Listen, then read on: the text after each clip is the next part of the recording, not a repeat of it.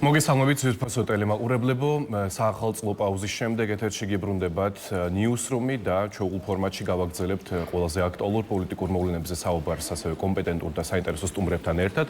ჩვენი დღევანდელი გადაცემის პირველ ნაწილში ვისაუბრებთ საგარეო პოლიტიკას და საგარეო პოლიტიკაში არსებულ ძალიან რთულ ვითარებაზე, როგორც ირანში, ასევე ვენესუელაში და რა თქმა უნდა რუსეთ-უკრაინის ფრონტზე და ჩვენი გადაცემის პირველი სტუმარი იქნება ვალერი ჩეჩელაშვილი, ხოლო გადაცემის მეორე ნაწილში იქნება თბილისის საკრებულოს ოპოზიციონერი დეპუტატი, კერძოდ კი ლელო ძლიერი საქართველოს წარმომადგენელი ნიკა ჩერქეზიშვილი ჩვენთან ერთად სტუმრად.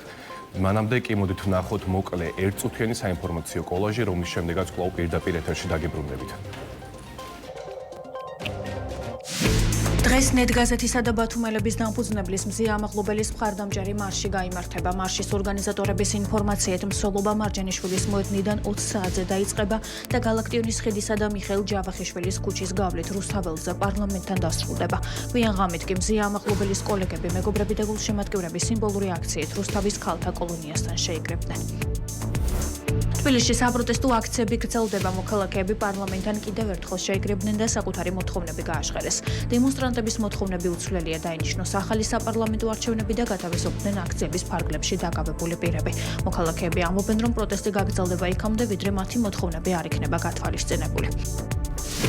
ირანში საპროტესტო აქციების დროს 500-ზე მეტი ადამიანი დაიღუპა. ამის შესახებ ინფორმაციას როიტერსი ადამიანის უფლებათა დამცველ ჯგუფზე დაყრდნობით ავრცელებს. გამოცემის ცნობითო დაღუპულთა შორის 490 მომიტინგეა, 48 კი უსაფრთხოების სამსახურის წარმომადგენელი. მათივე ინფორმაციით საპროტესტო აქციების განმავლობაში სულ 10,600 ადამიანი დააკავეს.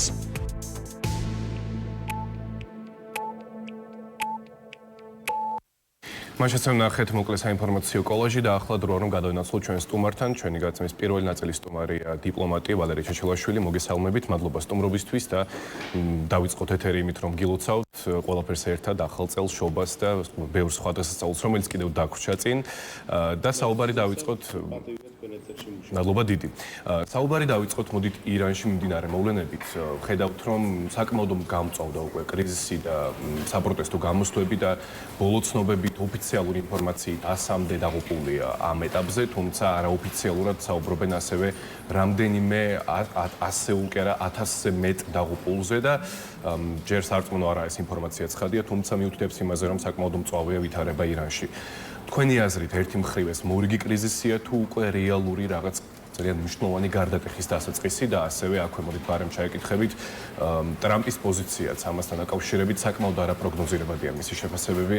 ერთი მხრივ ის საკმაოდ მწვავე განცხადებებით გამოდის, თუმცა მეორე მხრივ ერიდება კონკრეტული ნაბიჯების გადადგმას. მისი მხრიდან ეს ნაბიჯები კონკრეტულ ზეწოლას ითვალისწინებს თუ მხოლოდ რაღაც თამაშის ნაწილია ამერიკის შეერთებული შტატების მხრიდან?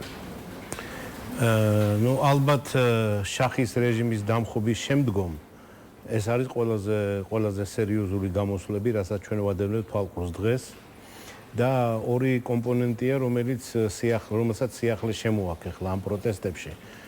პირველი არის ის ნოკდაუნი, რომელიც მიიღო ირანის ხელისუფლებამ ივნისის 12 დღიანი ომის შედეგად, როდესაც პრაქტიკულად მისი აირსაწინააღმდეგო საშუალებები იყო სრულიად განადგურებული ისრაელის ავიაციის მიერ და შემდგომ ბირთვული პროგრამა იქნა განადგურებული ამერიკელების შეტევის შედეგად.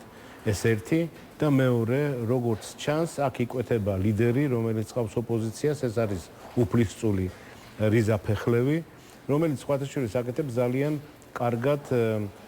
კარგად შეწონილ განცხადებებს და არ აცხადებს იმას, რომ მას პრეტენზია აქვს ხელისუფლების აღებაზე ხელში, უბრალოდ სთავაზობს საკუთარ თავს, როგორც მაკოორდინებელ ფიგურას გარდამავალ პერიოდზე და შემდგომში შუამავალს დიახ, რომელმაც და შემდგომ ხალხმა უნდა გადაწყვიტოს თუ რა კონსტიტუციურ წყობაზე უნდა გადავიდეს ირანი და საერთოდ უნდა რა თქმა უნდა ვთქვათ, რომ დემოკრატიული, ეკონომიკურად განვითარებული, მზარდი კეთილდღეობის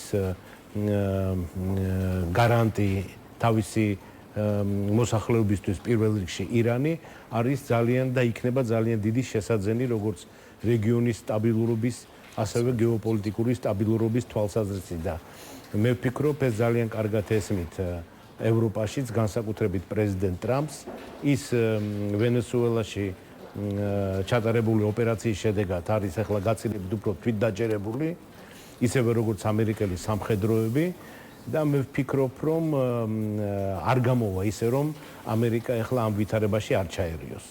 ყოველ შემთხვევაში ჩანს, რომ ამერიკელები ემზადებიან სერიოზული ნაბიჯების. ხო, ამასთან დაკავშირებით ტრამპის ბოლო განცხადებაც გავრცელდა სულ რამდენიმე საათის წინ, რომ ამერიკის შეერთებული შტატების პასუხი იქნება საკმაოდ ძლიერი და ამას ამზადებს შტატები. თუმცა თავის მხრივ ირანის მუქარაც იყო ამის საპასუხოდ მანამდე წინასწარ რაღაც პრევენციული ზომა იყო მათი მხრიდან ეს განცხადება, რომ თუ კი ისრაელი ან შტატები რომელიმე ობიექტს დაბომბავს, ისინი უკვე საკუთარ თავს მისცემენ უფლებას, რომ რეგიონში არსებულ ამერიკულ ბაზებზე მიიტანონ იერიში.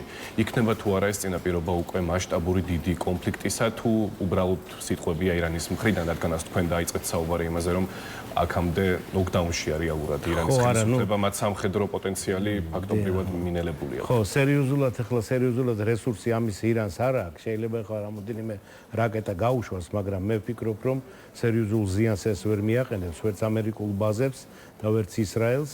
იქიდან გამომდინარე, რომ რესურსები და სამხედრო განვითარების და ასე ვთქვათ, ეს დონე მომზადების არის აბსოლუტურად განსხვავებული. ეს 12 დღიანმა ომმა ძალიან კარგად გვაჩვენა ჩვენ. ამიტომ ეს ვერ შეაჩერებს ამერიკის შეერთებულ შტატებს.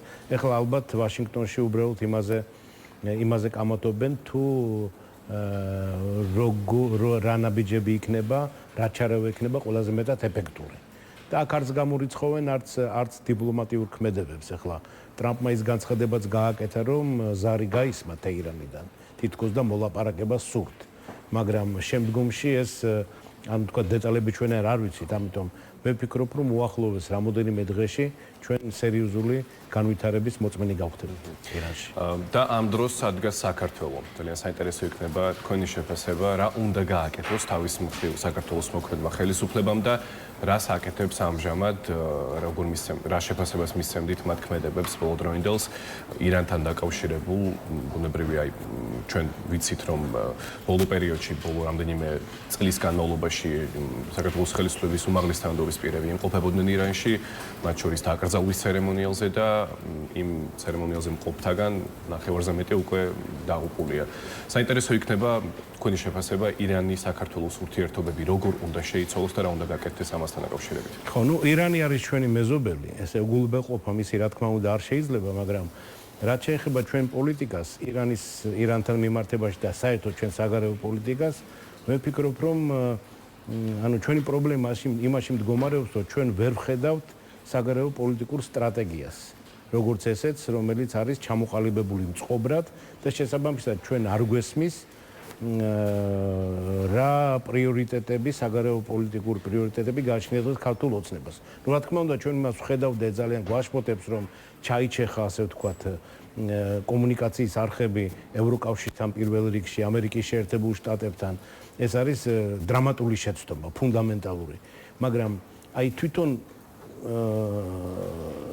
ქართული ოცნების სტრატეგია როგორც ესეთი ნამდვილად არის გაუგებარი და არ არის შემთხვევით ის, რომ ჩვენ როგორც ეცეთი დოკუმენტიც არ გაგვაჩნია საგარეო პოლიტიკური სტრატეგიის, ჩვენ ალბათ გამონაკლისი ქვეყანა, რომელსაც ეს არ გააჩნია და მისთანა კომპაქტური ქვეყნისთვის, როგორც არის საქართველოს, საგარეო პოლიტიკა არის განსაკუთრებულად უფრო მნიშვნელოვანი, იმიტომ რომ ბუნებრივი მიზეზების და გამო ჩვენ საგარეო ურთიერთობებს და საგარეო ბაზრებზე უფრო დამოკიდებული ვართ, ვიდრე ვთქვათ დიდი ქვეყნები შესაბამისი ეკონომიკური და პოლიტიკური პოტენციალით.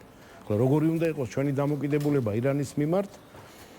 ამ შემთხვევაში ვერაფერს უკეთეს ჩვენ ვერ მოვიფიქრეთ იმის გარდა რომ ასე ვთქვათ ასოცირება მოვახდინოთ ჩვენი პოლიტიკის ამერიკის შეერთებული შტატების პოლიტიკასთან და ევროკავშირის პოლიტიკასთან. ზუსტად ამიტომაც არის ფუნდამენტალური პრობლემა ის, რომ დღეს სტრატეგიული პარტნიორობა ამ ორ გეოპოლიტიკურ მთავარ მოთამაშესთან არის პრაქტიკულად შეჩერებული. თუ კი დაუშვათ გამწვავდება უფრო მეტად და მივალთ საბოლოო ჯამში სამხედრო ესკალაციამდე ირანსა და დასავლეთ შორის, პირველ რიგში რა თქმა უნდა ამერიკის შეერთებულ შტატებს შორის, რამდენად შესაძლებელია რომ საქართველოს აღმოჩნდეს უხერხულ მდგომარეობაში და ეს შეიძლება ითვალისწინებდეს როგორც სატრანზიტო, ასევე ენერგეტიკულ უსაფრთხოების საკითხებს და პირველ რიგში ალბათ იქნება ასევე ხაზგასასმელი დევნილების ამბავიც, რომლებიც იმოიბნებიან და გაიფანტებიან და შეიძლება საქართველოს აღმოჩნდეს მათი დანიშნულების მისამართი, როგორ ფიქრობთ ამასთან დაკავშირებით? აი, როდესაც საგარეო პოლიტიკა არ ხასიათდება თანმიმდევრულობით, პროგნოზირებადი ხასიათით და ასე ვთქვათ, სტაბილური ხასიათით, მაშინ ამისთანა სახის საფრთხები, რა თქმა უნდა, ქვეყნის წინაშე დგას, მიდომეთეს კომპაქტური ქვეყნის წინაშე, როგორც არის საქართველო და ის გაურკვევლობა და არა თანამიმდევრულობა, რაც ახასიათებს ჩვენ საგარეო პოლიტიკას, რა თქმა უნდა, ამისთანა ხიფათებს ქმნის. ზუსტად ამიტომაც ეხლა ძალიან მნიშვნელოვანია, რომ ჩვენი საგარეო პოლიტიკური პრიორიტეტების ასოცირება მოხდეს ამერიკის შეერთებული შტატების პრიორიტეტების ასოცირებასთან პირველ რიგში, მასთან თანახვედრაში მოვიდეს, რაც შესაბამის გარანტიებს შეგვიქმნის. რა თქმა უნდა, ეს იქნებოდა უფრო ეფექტური ჩვენ რო გქონდეს პირდაპირი დიალოგი ამერიკის შეერთებულ შტატებთან, რაც არ აქვს სამწუხაროდ, ხო, ჩვენ გვახსოვს, რომ იყო ეს მცდელობები სახელმწიფო მდივნის ბატონი რუბიოს მხრიდანაც, მან წერილიც კი გამოგზავნა და ელჩის მეშვეობით ეს წერილი უნდა მისულიყო ქართული ოცნების საპატიო თავმჯდომარემდე, მაგრამ ვერ მივიდა, არ მიიღეს ელჩი. ესეც იყო ძალიან სერიოზული შეცდომა.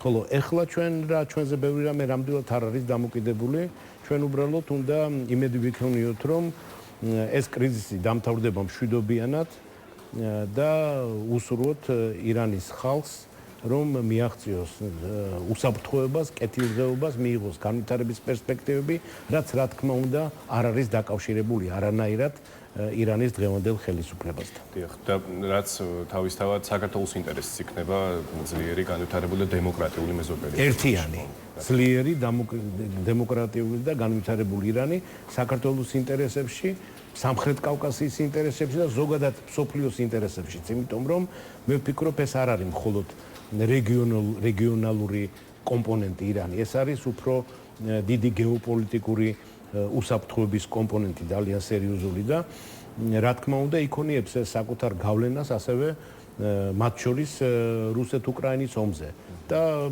სხვა ბევრ საკითხზე, ამიტომ ირანის ასე ვთქვათ დემოკრატიულ ქვეყანად გარდაქმნა და მისთვის პერსპექტივების გაჩენა არის ყველას ინტერესში. ვისურვოთ რომ ასეც იქნება და დიდი იმედი ვიქონიოთ რომ ეს მოხდება და სამწუხაროდ ეს ხდება ირანელი ხალხის ასე ვთქვათ მსხვერპლის დიდარი მსხვერპლის ხარჯზე და ეს ძალიან სამწუხაროა, მაგრამ ამაში დამნაშავებიც უნდა ისაჯონ, რა თქმა უნდა.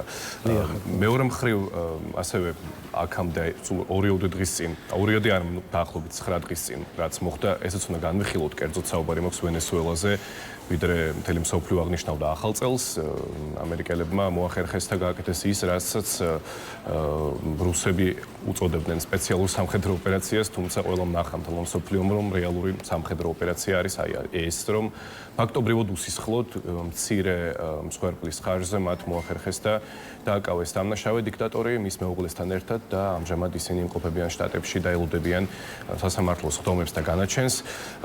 არის თუ არა ეს უკვე სამხრეთ ამერიკაში ახალი გეოპოლიტიკური რეალობის შექმნის წინაპირობა ერთი მხრივ და მეორე მხრივ რას მისცემს ამერიკის შეერთებულ შტატებს და დასავლეთს ამდენად დიდი კოლოსალური ბუნებრივი რესურსის მქონე ქვეყნის ხელში ჩაგდება. ხო, ну რა თქმა უნდა ეს პირველ რიგში ეხება დასავლეთ ნახევარსფეროს და იქ ამერიკელების გავლენებს, ამის გაძლიერებას, მაგრამ ესეც არის გლობალური თამაშის კომპონენტი, მე ვფიქრობ.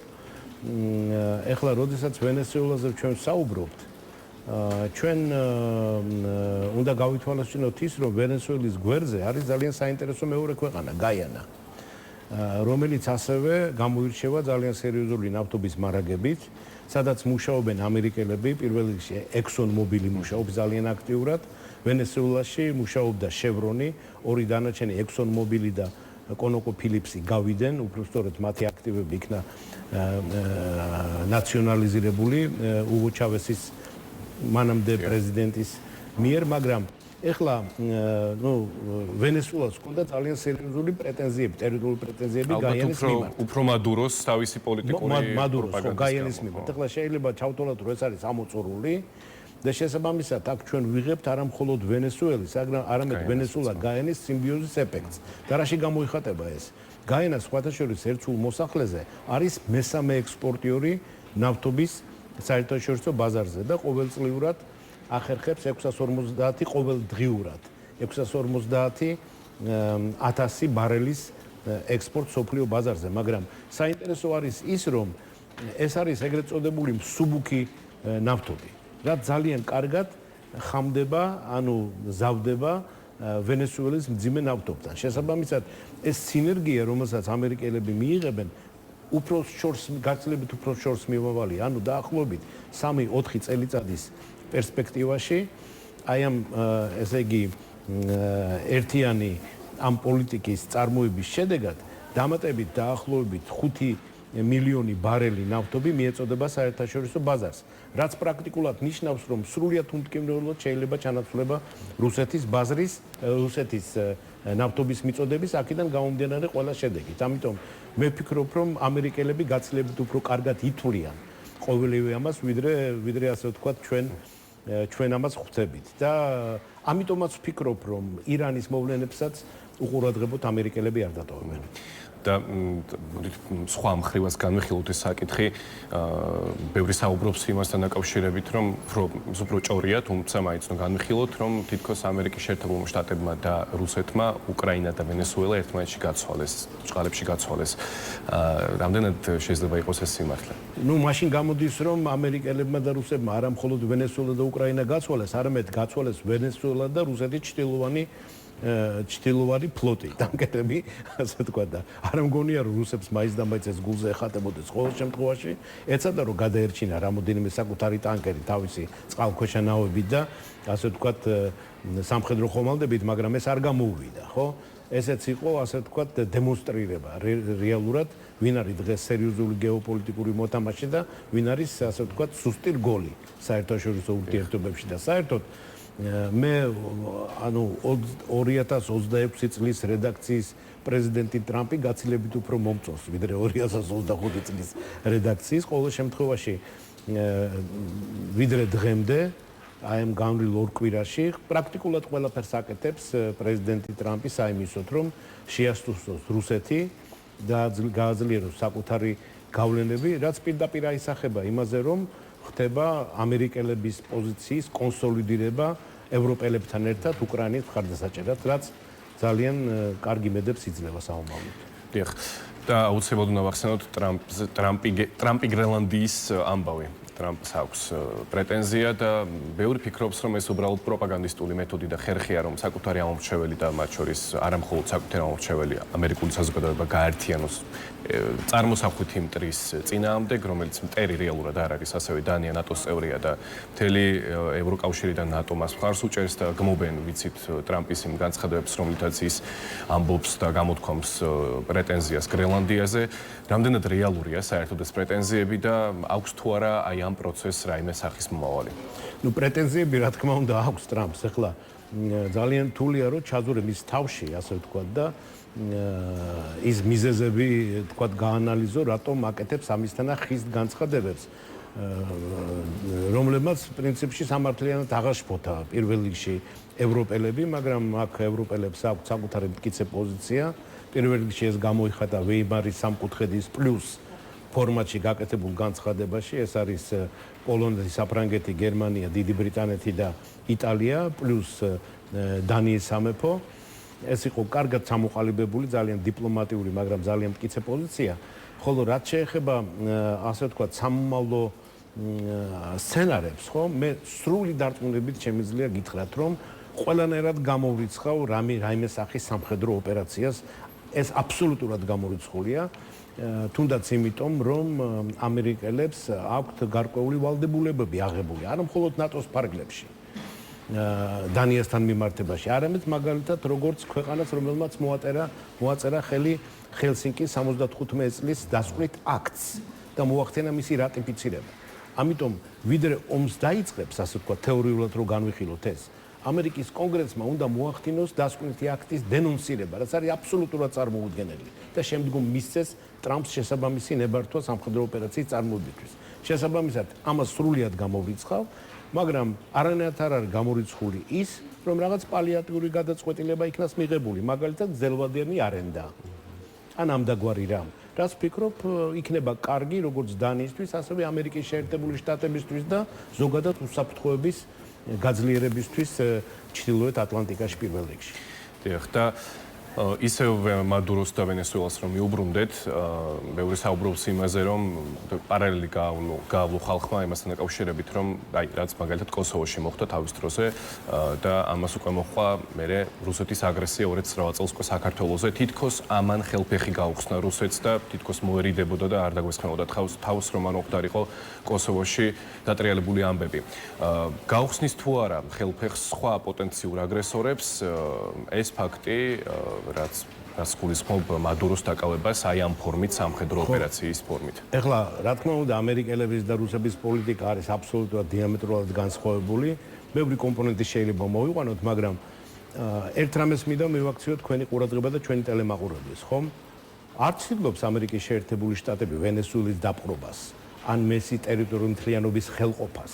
იმასაც ამბობს ტრამპი, რომ ჩვენ არა ვართ ომში ვენესუელის ხალხთან. ჩვენ დავაპატიმრეთ ადამიანი, რომელიც არის დანაშაულად, ანუ აქვს გარკვეული, ასე ვთქვათ, დანაშაული მიუძღვის ნარკოვაჭრობა. ის დანაშაულიც მის პოლიტიკურ საქმიანობას არ უკავშირდება. მის პოლიტიკურ საქმიანობას ეხლა შემდეგ ხომ აწარმოებენ როგორც ჩანს ძალიან კონსტრუქციულ საუბრებს დღევანდელ ხელისუფლებასთან, რაც არნიშნავს იმას, რომ ისინი მუდმივად და დაუსრულებლად იქნებიან ხელისუფლებაში, მაგრამ იქნება როგორც ჩანს საკმაოდ ხანგრძლივი გარდამავალი ეტაპი. ვენესუელის დღევანდელმა ხელისუფლებამ უკვე გადადგა ძალიან პოზიტიური ნაბიჯები, გამოუშვა პოლიტპატიმრები მაგალითად. მე ვფიქრობ, რომ დაახლოებით 1 წლის განმავლობაში იქნება შესაბამისად მომზადებული ეკონომიკური და პოლიტიკური პირობები იმისათვის, რომ ჩატარდეს იქ ნამდვილად თავისუფალი და სამართლიანი არჩევნები, რომელსაც დააკვირდება პირველ რიგში ამერიკის შეერთებული შტატები და შემდგომ მოხდება ვენესუელის ნორმალური დემოკრატიზაცია, აქედან ყველა გამომდინარე შედეგი, რაც ძალიან კარგი იქნება ვენესუელის ხალხისთვის. და ვიდრე მანამდე ვენესუელის ხალხის კეთილდღეობაზეც ასევე იზრუნებს ამერიკის შეერთებული შტატები. იმიტომ რომ დადო შექმნილია შესაბამისი ფონდი, სხვათა შორის მიიღო სპეციალური გადაწყვეტილება ტრამპმა, რომ ის თანხები რაც ჩაირიცხება ახლა 50 მილიონი ბარელის ექსპორტის თანხებზეა საუბარი, ხომ? ის თანხები ვერ იქნება მოთხოვნილი ამერიკული კომპანიების მიერ. ვერც ასე ვთქვათ სასამართლო გადაწყვეტილებებით. ეს სპეციალური გადაწყვეტილება მიიღო ამასთან დაკავშირებით. ხომ? ნუ არ მგონია რომ ExxonMobil და ConocoPhillips მაინც და მაინც კმაყოფილები იყვნენ ამ გადაწყვეტილებით, მაგრამ ეს მიუთითებს იმაზე, რომ ტრამპი და მისი ადმინისტრაცია ძალიან სისტემურად უდგება ვენესუელის კრიზისს და ახლა რუსეთის პოლიტიკა ჩვენ ძალიან კარგად ვიცით საკუთარ ტყავზე, ხო? და გეთანხმებით სრულიად იმაში, რომ როგორც საბაბი, რა თქმა უნდა, კოსოვი გამოიყენა ამას თავად ამბობდნენ, თვითონაც ამბობდა, მაგრამ ეს ხელს არ შეუშლიდა და მაინც გააკეთებდა. სხვათა შორის, როდესაც ამერიკელები მაშინ ფიქრობდნენ კოსოვოს აღიარება, ჩვენ ძალიან ცხარე დისკუსიები ჰქონდა მათთან. და ვეუბნებოდით, რომ ეს არის შეცდომა, ამის გაკეთება არ შეიძლება, რუსები ამას გამოიყენებენ. ნუ სამწუხაროდ მაშინ ჩვენმა ამერიკელებმა პარტნიორებმა ჩვენ არ დაგვიჯერეს და მე ვნახეთ ის რაც ვნახეთ, თუმცა ეს არ იქნებოდა გადამწყვეტი მაინც რუსეთის. ხო, ნებისმიერ შემთხვევაში ამას თუ არა სხვა უკრაინასთან არ დაჭირდა, საერთოდ არ დაჭირდა არანაირი. უკრაინასთან არაფერი არ დაჭირდა, პირიქით, უკრაინამ ყველაფერი გააკეთა იმისთვის, რომ ეს არ მომხდარიყო, დასავლეთმაც მათ შორის, მაგრამ რუსეთმა ეს ვერ შეაჩერა, იმიტომ რომ ილუზიები ჰქონდა. რომ სწრაფ გამარჯვებას მიაღწევდა. ნუ აქ კბილები წაიმტრია, იმიტომ რომ უკრაინელებმა გამოიჩინეს უდიდესი სიმამაცე და ერთგულება საკუთარი ქვეყნის სუვერენიტეტისა და დამოუკიდებლობისადმი. დიახ, ვიდრე უკრაინაზე გადავალთ, ვენესუელასთან დაკავშირებით ჩემი ბოლო შეკითხვა იქნება საქართველოს ხელისუფლების რეაქცია მეორე მესამე დღესვე. მე საკმაოდ გაკურებული, თუმცა სასიამოვნოდ გაკურებული დავრჩი, რადგანაც მათი პოზიცია იყო ის, რომ ახალმა ხელისუფლებამ უნდა გაიწვიოს ეგრეთ წოდებული აღიარება სამხრეთ ოსეთისა და აფხაზეთის. ეს პოზიცია ჩვენ თავდაპირველად არ მოვისმინეთ, სხვა შორის, როდესაც სირიაში შეიცვალა ხელისუფლება და როდესაც ბაშარ ასადი გაიქცა რუსეთში, მაშინ არ იყო ესეთი მკაფიო და საკმაოდ ხისტი პოზიცია. ამჟამად ორ დღეშივე მმართველი პარტიის ლიდერები გამოვიდნენ პარლამენტში და თქვეს, რომ ეს აუცილებლად უნდა გაკეთდეს და მივესალმე მათ ამ განცხადებებს კიდევ ერთხელ ვთქვათ. თქვენი აზრით, რატოა ესეთი განსხვავებული შეფასება მათი მხრიდან, ერთი მხრივ სირიის მიმართულებით და მეორე მხრივ ვენესუელის მიმართულებით და რამდენად რეალურია ეს ნაბიჯი საომავლოდ და გაიწევს თუ არა ვენესუელა ამ გადაწყვეტილებას? ჯერ ერთი არ იყო საჭირო 50 არ იყო საჭირო ამისთვის ამისთვის არ იყო საჭირო 48 საათი. უფრო ადრე შეიძლება ამის განცხადება. მაგრამ ალბათ ქართული ოცნება სწავლობს რაღაცებს. მათ შორის ესლა ირაკლი კობახიძე, როდესაც მან მიმართა ელჩებს ბოლო შეკრებაზე, ხომ? მან განაცხადა, რომ არაღიარების პოლიტიკა არის ერთ-ერთი ჩვენი საგარეო პოლიტიკური პრიორიტეტი და ძალიან კარგია, რომ ამას მიყვებიან და ასე აკეთებენ, მაგრამ საქმე ის არის, რომ მხოლოდ განცხადებებით ჩვენ ამას ვერ გადავწყვეტავთ. გასაღები არის ამერიკელების ხელში. და ჩვენ რო ამერიკელებთან გქონდა ნორმალური სტრატეგიული პარტნიორობა, რომელიც გქონდა ჩვენ, ვიდრე დაიწყებოდა ასე ვთქვათ ეს გადახრები ქართული ოცნების საგარეო პოლიტიკაში, ჩვენ ძალიან უმტკივნეულოდ მოვახდენდით ასე ვთქვათ სირიის ახალი ხელისუფლების მიერ ამ გაწვევას, სხვათა შორის სირიაში მოქმედებს დე იურე მოქმედებს დღემდეც ხო ეს ეგრეთ წოდებული საელჩოები.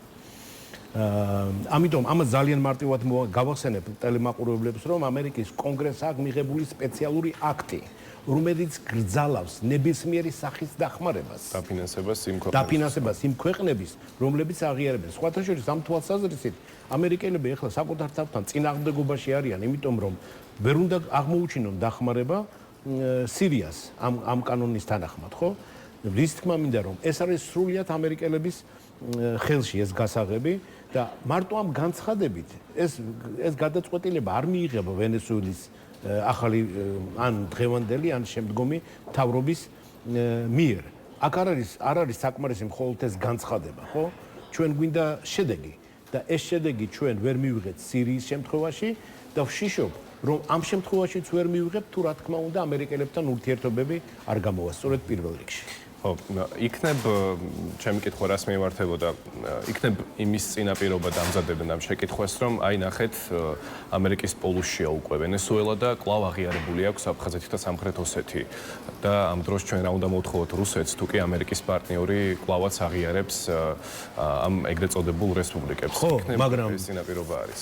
ამერიკის პარტნიორი კი, მაგრამ ამერიკა არის ჩვენი პარტნიორი? ხო, აი ჩვენ გავაკეთეთ რამე რომ ამერიკა ჩვენი პარტნიორი იყო, ჩვენ მოусმინეთ ამერიკელებს? ჩვენ მისი ელჩი მივიღეთ, მისი წერილი წავიკითხეთ? არა, ეს არ გავაკეთეთ, სამაგიეროდ ჩვენი წერილები მივწერეთ ტრამპს და ადმინისტრაციას, ხო? და იმ წერილების კითხვით თმები ყალზე დაგვიდგა ყველა და წნევა მაგვიწია. იმიტომ რომ არ ვიცი მე რა კაბინეტებში იწერებოდა ის წერილი, მაგრამ დარწმუნებული ვარ, რომ დიპლომატების დაწერილი არ არის და ძალიან სერიოზული ზიანი მიაყენა იმ წერილებმა ჩვენ ურთიერთობებს ამერიკის შეერთებულ შტატებთან. თუ ჩვენ ეს ურთიერთობები არ გამოვასწორეთ, რავალდებულია ამერიკის შეერთებული შტატები მოიქცენ ჩვენს მიმართ როგორც პარტნიორი. თუ ჩვენ არ ვიქცევით შესაბამისად. ეს კითხვაა პირველ რიგში ქართული ოცნებისთვის და ამ კითხვაზე პასუხი ქართულ ოცნებაში უნდა მოიძებნოს. ხო, ამ არაღიარების პოლიტიკის ერთ-ერთი მთავარი განმაპირობებელი სწორედაც რომ შტატები იყო ყოველთვის აქამდე და ნამდვილად ვისურვებთ რომ შტატები და ევროკავშირი მათ შორის. ევროკავშირიც, მაგრამ ხო, ეს ორი ჩვენი მთავარი პარტნიორი, რომელიც სამწუხაროდ ჩვენ დავკარგეთ. დიდი იმედი ვიქონიოთ რომ აღდგება ეს პარტნიორობა კიდევ ერთხელ და მოდით ბოლოს შევეხოთ რუსეთ-უკრაინის ამბებს საჰაერო თავდაცვის რაკეტები ჩვენს პარტნიორების საწყობებშია და ის ჩვენ უნდა გქონდეს თქვა ზელენსკიმ და ასევე მეორე მხრივ გავრცელდა ინფორმაცია საწყობებშია და მეორე მხრივ ასევე მედიაში გავრცელდა ინფორმაცია რომ ბრიტანეთი უკრაინის თავდაცვისთვის ახალ ბალისტიკურ რაკეტებს შექმნის.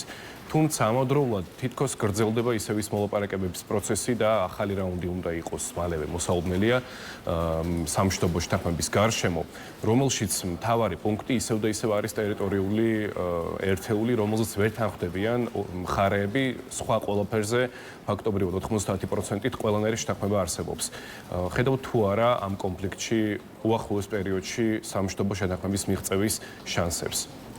იცით რა, აი სრულიად უახლოეს პერიოდში არა, მაგრამ დაახლოებით 9 წლის რაღაც 8 თვის პერსპექტივაში მე ამას ვხედავ და რატომ? იმიტომ რომ თვითონ რუსეთი ვარდება ძალიან რთულ მდგომარეობაში, პირველ რიგში ეკონომიკური, ბიუჯეტური ფინანსური პრობლემების და გამო საერთოდ ფიქრობ, რომ პუტინმა პიკით საკუთარი შესაძლებლობებით, მათ შორის დიპლომატიური შესაძლებლობებით გაიარა, ისე რომ ვერ შეაფასა ეს ჯეროვნად. ანუ ანკორიჯის შემდგომ, როდესაც ის შეხვდა პრეზიდენტ ტრამპს, მე ვფიქრობ, საკმაოდ რეალური შესაძლებლობა ჰქონდა მას ცეცხლის შეწყვეტის ხარჯზე მოეთხოვა ამერიკელებისგან, ყოველ შემთხვევაში ყირიმის დე-იურე ცნობა ამერიკელებისგან და სანქციების მოხსნა. მე ვფიქრობ, მაშინ ამერიკელები მერყეობდნენ და შეიძლება ამაზე წასულიყვნენ კიდევაც და ეს იქნებოდა ძალიან ცუდი, რა თქმა უნდა, უკრაინისთვის და ზოგადად ევროპისთვის. ეს შესაძლებლობა პუტინმა ხელიდან გაუშვა. ეხლა ჩანს, რომ ის ძალიან აღიზიანებს უკვე ტრამპს და ის პირობები, რომელზეც მას მოუწევს წასვლა, იქნება გაცილებით უფრო რთული მისთვის.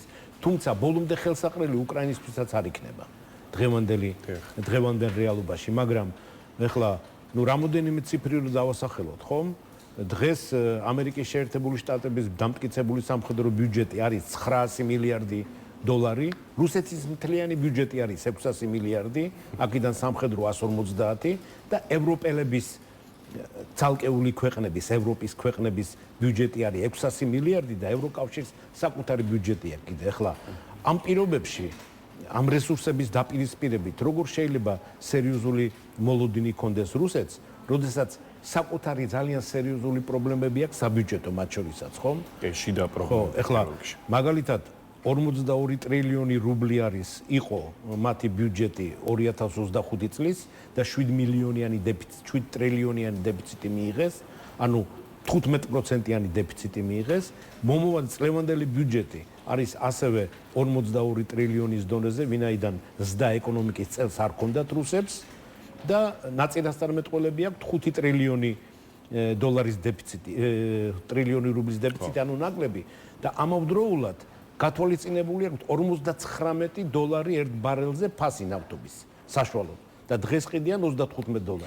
და ვენესუელაში დატრიალებული ამბავი კიდე ამასაც ხელს შეუწყობს და ამიტომ ეს იმისთანა საფრთხო სპირალში შედის რუსეთი, რომ ბევრი ადარებს ეკონომისტი აი დღევანდელი რუსეთის პირობებს საბჭოთა კავშირის 90-იანი 91 აი დაშლის წინაშე მყოფი ფაზას აძარებს საბჭოთა კავშირის და სამსებით მარტებულადაც. ამიტომაც ვფიქრობ, რომ პუტინი კიდე გაიფართხალებს დიპლომატიურად რამოდენიმე ჯერზე, მაგრამ რამოდენიმე თვეში მას მოუწევს სერიოზულ კომპრომისებზე წასვლა. ხო, რადგანაც ბოლო პერიოდში რაც ვნახეთ, სადაც ორი მხარის ირიბი დაპირისპირება მოხდა ყველგან შტატებში. აი რომ ამბობენ იდეალური შტორმი, ხო? ეხლა ხდება რუსეთი იდეალურ შტორმში. ყველა მხრიდან, გარედან, შიგნიდან ეზღუდება შესაძლებლობები, ხელიდან ეცლება მეკავშირეები, მათ შორის აგერ ირანის ამბები განვიხილეთ. სირია, ვენესუელა. ამ პროცესში საქართველოს სად აღმოჩნდება თქვენი აზრით? ამბობთ, რომ სერიოზულ კომპრომისზე მოუწევს წასვლა რუსეთს და თუ კი მოუწევს ამ კომპრომისზე წასვლა და უკრაინაში დამარცხდა რუსეთი და ვერ მიაღწია. მაშინ ჩვენ ვიხილავთ, ჩვენ სად მოუყვებით ხურდა შესაძლებლობა. მაშინ მე დარწმუნებული ვარ, რომ ჩვენ ვიხილავთ, ასე ვთქვათ, ქართული ოცნების ძალიან სწრაფ ევროპეიზაციას და ამერიკანიზაციას. ხო, მაგრამ დროულად თუ გადადგა ეს ნაბიჯი ქართულმა ოცნებამ და გამოამჟღავნა შესაბამისი კომპრომისებისკენ მზაობა და ეს გამოიხატება სამ მაგიურ სიტყვაში. ეს არის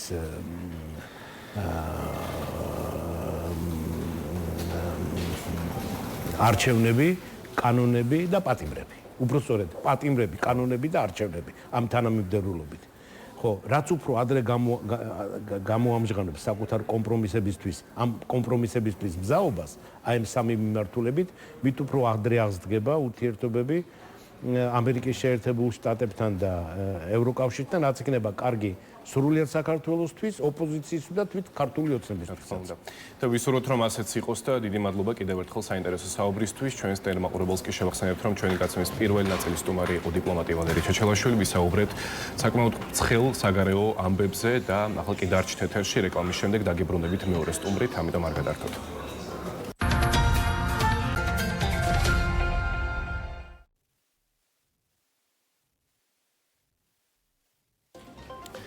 მოგესალმებით კიდევ ერთხელ გიბრუნდებით ეთერში ნიუსრუმით და როგორც დავაანონსეთ გაცემის დაწყისში, ჩვენი გაცემის მეორე ნაწილში ჩვენი სტუმარი იქნება ოპოზიციონერი დეპუტატი საკრებულოში, თბილისის საკრებულოში ნიკა ჩერქეზიშვილი, ლელუძლიერი საქართველოს წარმომადგენელი. მოგესალმებით ნიკა, მადლობა სტუმრობისთვის და საკრებულო ტყუილა არ ვახსენეთ, მოდით პირდაპირ დავიწყებთ საუბარს იმით, რომ თბილისის ბიუჯეტი გაიზარდა 17 მილიონი ლარით და რას ემსახურება ეს ზრდა რეალურად თბილისელთა საჭიროებების მოგვარებას თუ ასე რომ ვთქვათ მართველი პარტიის საჭიროებების დაკმაყოფილებას.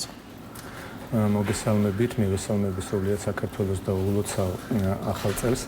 კი 17 მილიონით გაიზარდა თბილისის ბიუჯეტი და გახდა 2 მილიარდ 200 მილიონი ლარი, მაგრამ ეს ცვლილება გამოიწვია იმან, რომ ქართული ოცნება ვერ უმკლავდება გამოწვევებს, ვერ უმკლავდება პრობლემებს. ძირითადი ზრდა ეხება განათლების მიმართულებას, საჯარო სკოლებს. მრავალი წლის განმავლობაში ქართული ოცნების ხელისუფლებამ ვერ მოახერხა ის, რომ გაემართა განათლების სისტემა. ამაზე მეტყველებს უამრავი რამ, თუნდაც ის, რომ არაერთი მინისტრი შეიცვალა, დაიწყეს სკოლების მშენებლობა, თქვენ იცით, საჯარო სკოლების მშენებლობა და ათობით ასეთი სკოლა გაიჭედა, ასე ვთქვათ, ვერ დამთავრდა სამუშაოები. მე უამრავი ასეთი სკოლა შემიძლია ჩამოთვალო, მე-4 საჯარო სკოლა, მე-13, მე-10, მე-11, მე-14 და ასე შემდეგ უამრავი სკოლა არის და მოხდა ისე, რომ ჯერ ინფრასტრუქტურის სამინისტრომ წაიღო გარკვეული კომპეტენციები განათლების სამინისტროდან, იმიტომ რომ განათლების სამინისტრო ვერ გაუმკლავდა ამ გამოწვევას. და მე როცა თბილისის საკრებულოში საუბრობდი და კახა კალაძესაც ვეკითხებოდი ამასთან დაკავშირებით, ჩვენ ქონდა ინიციატივა ლელუძლიერ საქართველოს, რომ შემოგვეღო უფასო კვების პროგრამა თბილისში დაგვეწყო, როგორც გითხარით, თბილისის ბიუჯეტი არის 2 მილიარდ 200 მილიონი ლარი და პირველიდან მე-4 კლასამდე დაწყებითი სკოლის მოსწავლეების უზრუნველყოფა რომ მოგვეხდინა 50 მილიონი ლარი იყო ამისთვის საჭირო. თქვენ იცით, რომ ყოველი მე-4 ხავში შიმშილობს საქართველოში, არის გაუსაზრდისი სოციალური მდგომარეობა და ეს იქნებოდა მნიშვნელოვანი დახმარება ოჯახებისთვის, მაგრამ ამაზე მივიღე პასუხი სწორედ იმ არგუმენტით, რომ თბილისის მერის კომპეტენცია არ არის საჯარო სკოლების უზრუნველყოფა და ეხლა სწორედ აი რაღაცა ერთი თვის შემდეგ უკვე შემოდის თბილისის მერის კომპეტენციაში ეს ამბები, იმიტომ რომ ვერ გაუმკლავდა ვერც განათლების სამინისტრო, ვერც ინფრასტრუქტურის სამინისტრო, მარტო განათლების სისტემას და უკვე სამი ინსტიტუცია ზრუნავს იმაზე, რომ თბილისში მოსწავლეებმა მიიღონ და საქართველოში ხარისხიანი განათლება, თუმცა მხრივ არის ძალიან სერიოზული გამოწვევები და ეს ცვლილება, როგორც გითხარით, უკავშირდება ამას, რომ ინფრასტრუქტურული პროექტები უნდა გახორციელდეს, ეძახიან მცირე ინფრასტრუქტურულ პროექტებს, მაგრამ ალბათ კიდევ შემოვა ეს კომპეტენციები თბილისის მერიაში, იმიტომ რომ თბილისი შეძლებულია მაინც შედარებით დიდი ბიუჯეტი აქვს და ეთყობა უჭირს სახელმწიფო ბიუჯეტს ძალიან და უკვე სხვადასხვა კომპეტენციები, რომელიც სხვა ინსტიტუციებს ჰქონდა, სხვადასხვა სამინისტროებს ნელ-ნელა აწვება ყველას ერთად, რადგან ცალკეული სამინისტროები უწყებები ვეღარ უმკლავდებიან იმ გამოწვევებს, რომელიც დგას საქართველოს და თბილისის მოსახლეობის წინაშე. დიახ, და ბავშვების შემშილობა ახსენეთ და გამახსენდა საკრებულოში ქართული ოცნების დეპუტატი ზურაბ ჩიკულაძის განცხადება, მან თქვენთან აგონდელს ვატო სურგულაძის მიმართა და თქვა ესეთი რამე, რომ ვერაფრით დაგეთანხმები, რომ საქართველოში ბავშვების შემშილობა ეს აბსურდია, ეს კი ფაქტია, რომ ბავშვები საახალწლოდ საზეიმოდ ნაძვის ხესთან არ მიუშვითო. ამაზე რა პასუხი ექნებათ ამ განცხადებაზე? რა პასუხი უნდა გქონდეს ამაზე მოსახლეობამ ალბათ თვითონ უნდა გასცეს პასუხი და დრო მოვიდა ალბათ რომ თბილისის მოსახლეობამ გასცეს პასუხი აი უტიფარ განცხადებებს. ეს არის უტიფარი განცხადება. მართლა მე ხო ცხოვრობ ნაძალადევის რაიონში და ყოველთვის მიყვარს ხოლმე კონკრეტული ფაქტებით, კონკრეტული ამბებით საუბარი. აი ჩემს გარშემო უამრავი ასეთი ბავშვი არის, რომელსაც არ აქვს იმის შესაძლებლობა რომ მიიღოს ხარისხიანი განათლება, დაისვენოს, წავიდეს ასე ვთქვათ ბაკურიანში ან ნებისმიერ სხვა კურორტ და ამ წლების განმავლობაში ვხედავ აი ამ ბავშვების ძალიან მძიმე მდგომარეობას. ბუნებრივია, ჩვენ როგორც შეგვიძლია ადამიანები ერთმანეთს ვეხმარებით, მაგრამ აქ ადამიანების ინდივიდუალურ ძალისხმევაზე არ უნდა იყოს ეს დამოკიდებული, არც ნიკა ჩერქეზიშვილზე, არც ნებისმიერ სხვა მათგანზე, იმიტომ რომ ეს არის ძალიან ინტიმური საკითხი, შეიძლება არც უნდოდეს იმ ოჯახს რომ მიხვდეთ და ეხმარო, იმიტომ რომ ყოველს თავისი ღირსებაა, ყოველს თავის თავმოყარეობაა და არავისი შეიძლება უფლებაც არ იყოს რომ მიხვდეთ და ესე უაპელაციოდ ადამიანებს დაეხმარო. ბუნებრივია, თუ ამის მზაობა იქნება, მიხვალ და ადამიანურად მხარში დაუდგები, მაგრამ ეს უნდა იყოს სახელმწიფოებრივი პოლიტიკა, ეროვნული პოლიტიკა და ადამიანებს უნდა ეხმარებოდეს სახელმწიფო. როგორც თქვით, ეხლა ჩვენ დავიწყეთ საუბარი განათლების მიმართულებით და როგორ შეიძლება საერთოდ აზე უნდა ილაპარაკო, როცა ბავშვები ვერ იღებენ განათლებას და ძალიან ბევრი ადამიანი ეს არ არის ხო ჩვენი რაღაცა გამოგონილი ამბები, თვითონ მათი სტატისტიკის სამსახური აქვეყნებს ამ ინფორმაციას, რომ ძალიან ბევრი ბავშვი სწავლის პერიოდში ვერ ახერხებს რომ გამოიკვებოს და ეს სტატისტიკით ვიკვებებით ჩვენ ის საკვები რაც არის აბსოლუტურად არაჯანსაღი და ამოვარდა არაერთი ამბავი, თუნდაც გავიხსენოთ ის რძე, აღარ გამოვიყენებ იმ ტერმინს, იმიტომ რომ მე თუნდაც შეურაცხყოფილად გრძნობ თავს და რითი იკვებებოდნენ ბავშვები და რასაკვებს ვიღებთ და გაზრდილი ფასები თვითონ დაიწყეს. ეხლა თითქოს ეხლა აღმოაჩინეს ხელისუფლებაში ყოფნის 13 წლის შემდეგ რომ აბსოლუტურად არაადეკვატური ფასები არის საქართველოში და ეხლა კომისიები შექმნეს და რეალურად ეს ხდება იმიტომ რომ თავი გამოწვევი მიზეზი არის საქართველოს არის ექსპორტიული ქვეყანა, ვერაფერი ვერ გაგვაქვს გარეთ და პირიქით ყველაფერი შემოდის ჩვენთან და აი ამის გამო არის ეს ფასები გაზრდილი და უამრავი პრობლემა, ამიტომ ჯობია რომ ამ პოპულისტურ განცხადებებს და უტიფარ განცხადებებს რეალურად გავიდნენ ხალხში, ხალხს ესაუბრონ და ნახავენ რომ უამრავი გამოწვევაა და ყველაზე დიდი არგუმენტი თქვენს კითხვაზე პასუხი არის ის რომ ფაქტობრივად მოსახლეობის მეხუთედი 700,000 მოქალაქემდე დამოკიდებული არის სოციალურ შემწეობაზე. აი ეს არგუმენტი არის მარტო საკმარისი იმისათვის რომ ქვეყანას როგორ უჭირს, როგორ შეიძლება რომ ქვეყანაში ყოველი მეხუთე ადამიანი სოციალურ შემწეობაზე იყოს დამოკიდებული და არაერთი არის კიდევ მომლოდინე, რომელსაც უნდა რომ აი ამ სიაში მოხვდეს. და თუ კი ცენტრალური ხელისუფლება უარყოფს იმ ბრალდებას, რომელიც უკავშირდება ამ სოციალურ სიდუხჭერას და ბავშვთა შიმშილობას, აქვს თუ არა რაიმე ბერკეტი, როგორც საკრებულოს, ასევე თავის მხრივ მერიას და ზოგადად ადგილობრივ ხელისუფლებას, რომ ამ კუთხით მოაგვაროს პრობლემა და ითვალისწინებს თუ არა აი ამ პრობლემას ბიუჯეტი, როგორც თქვენ თქვით, რომ თქვენი ინიციატივა იყო სკოლებში უფასო კვება. თუ კი ეს საკითხი დადგა დღის წესრიგში და დაუშვათ მოიდომა ქართულმა ოცნებამ ამის გაკეთება, აქვს თუ არა რეალურად ეს ბერკეტი მერიას? მერიას სავარაუდოდ რაღაც გარკვეულწილად ეს ბერკეტი ექნება ბუნებრივია, იმიტომ რომ კახა კალაძე გარდა იმისა, რომ არის თბილისის მერი, ის არის მართველი პარტიის პოლიტიკური ლიდერი, მას უკავია გენერალური მდივნის პოზიცია და ბუნებრივია გარკვეული გადაწყვეტილებების მიღებაში ალბათ მონაწილეობს. უშუალოდ საკრებულო მაპატიეთ გამოხატვისთვის და რაღაც სანოტარო ბიუროდ არის ქცეული, არ ხდება რეალური განხილვები, რეალური მსჯელობები, წინადადებების შეთავაზება. ყოველ შემთხვევაში ოპოზიციური დეპუტატები ამაში ჩართულები არ ვართ, შეზღუდულები ვართ ამ მხრივ ჩვენ არა მარტო იმის ინიციატივა ქონდა რომ თქვათ საჯარო სკოლებში უფასო კვების პროგრამა შემოსულიყო, ქონდა ინიციატივა რომ გაზრდილიყო ავარიული სახლების გამაგრების ან ჩანაცვლების პროგრამა, ძალიან წირი თანხები არის, ჯერ 7 მილიონი იყო გამოყოფილი და ამბობდნენ რომ კიდევ 7 მილიონს გამოყოფდნენ, მაგრამ რეალურად ამას გაცილებით დიდი თანხები ჭირდება, ასეულობით მილიონი ლარი ჭირდება რომ ეს პრობლემა ერთხელ და სამუდამოდ მოგვარდეს, იმიტომ რომ გარდა სოციალური თემებისა უსაფრთხოების პრობლემაც ძალიან მწვავე დგას თბილისში და ჩვენ ქონდა ინიციატივა რომ გაზრდილიყო ავარიული სახლების დაფინანსება, ქონდა ინიციატივა რომ გაზრდილიყო ცხოველთა მონიტორინგის დაფინანსება, იმიტომ სააგენტოს დაფინანსება, იმიტომ რომ ეს პრობლემაც მრავალი წლის განმავლობაში დგას თბილისში და არ არის რაღაცა ზედაპირული პრობლემა, ერთი მხრივ იტანჯებიან მიუსაფარი ცხოველები და მეორე მხრივ მოსახლეობას ექმნება ძალიან სერიოზული პრობლემები, არაერთი ადამიანი არის დაკვენილი და ეს წლების განმავლობაში გრძელდება და ამასაც არ უნდა წაუყუროთ. ქონდა ინიციატივა ასევე რომ გაზრდილიყო ის საკრალურად ქცეული ლარი და 70-იანი ეს კვების რაციონი, რომელთაც იკვებება დღეს მოსახლეობა სასადილოებში, როცა პრემიერ-მინისტრის, პარლამენტის თავმჯდომარის, მინისტრების ხელფასი გაიზარდა 12, 14, 16,000 ლარამდე ამ პირობებში, როგორ შეიძლება რომ ლარი და 70 იყოს ადამიანის გამოკვების რაღაცა ნიშნული, მაგრამ არც ერთი ჩვენი ინიციატივა არ განხორციელებულა, არ დაუჭერიათ მხარი, თუმცა ძალიან დიდ დისკომფორტს უქმნით ეს ყველაფერი, ეს მხილება, როცა ჩვენ გამოვდივართ საკრებულოს თემებზე და ამაზე საუბრობთ, ორკესტრირებულად ერთიანად გვიტევენ და გვებრძვიან, რომ ეს ხმაც კი აწუხებთ, როცა ვიღაც ამაზე საუბრობს და ბუნებრივია, ხალხი არ ცხოვრობს არჩევნებით, ჩვენ ყველამ უნდა გავითავისოთ, რომ ხალხი არ ცხოვრობს არჩევნებით, ხალხი ცხოვრობს საკუთარი პრობლემებით, ამიტომ პოლიტიკოსების ვალი უპირველეს ყოვლისა არის ის, რომ მივიდნენ ადამიანებთან ესაუბრონ და ეს პრობლემები რაღაცნაირად გააშუქონ, რეზონანსი მიცენ, ჯერ კიდევ სადამ გვაქვს ამ ამის საშუალება, ბრძოლა უნდა გავაგრძელოთ, მაგრამ ქართული ოცნება მრავალ მხრივ ზღუდავს უკვე თავისუფალ სიტყვას დღეს აგერ არის თქვენი ციტირეთი წელი შესულდა მზია ამაღლობელის დაპატიმრებიდან, რომელიც არის ყველაზე ნათელი გამოხატულობა ნამდვილი საქართველოსი მებრძოლის გაუტეხელის ღირსეულის და ვფიქრობ, რომ დღეს თითოეული მოქალაქის ვალია, რომ აი ამ მარშს, რომელიც იმართება მის მხარდასაჭერად ნადგომის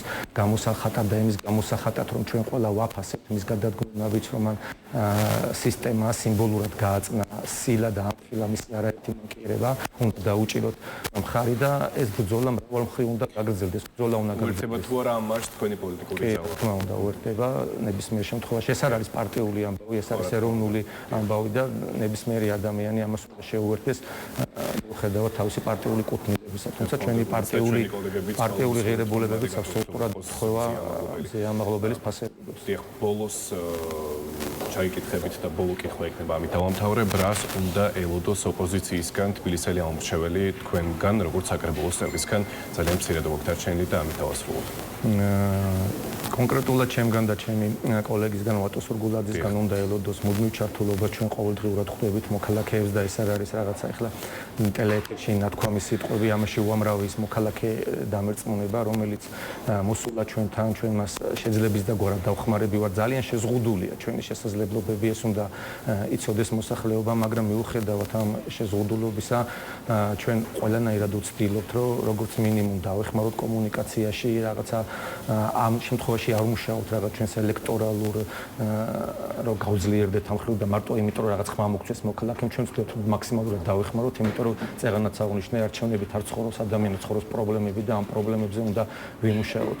ადამიანებს აქვთ გამოწვევები, ზოგი ავარიულ შენობაში ცხოვრობს და მის ოჯახს ექნება პრობლემები, ზოგი სოციალური სიდუხჭე აქვს და ჩვენ ყველანაირად ვცდილობთ რომ ხარით, ამიტომ ჩვენი ოთახი, ჩვენ მეორე სართულზე ვართ თბილისის საკრებულოში და ნებისმიერ დროს შეიძლება მოვიდნენ, იკითხონ, დაუშვებთ საშუალებას და აუცილებლად გავესაუბრებით და მაქსიმალურად რაც შეგვიძლია მხარში დაუდგებით და ყველანაირად ვიქნებით თბილისის მოსახლეობის გვერდით.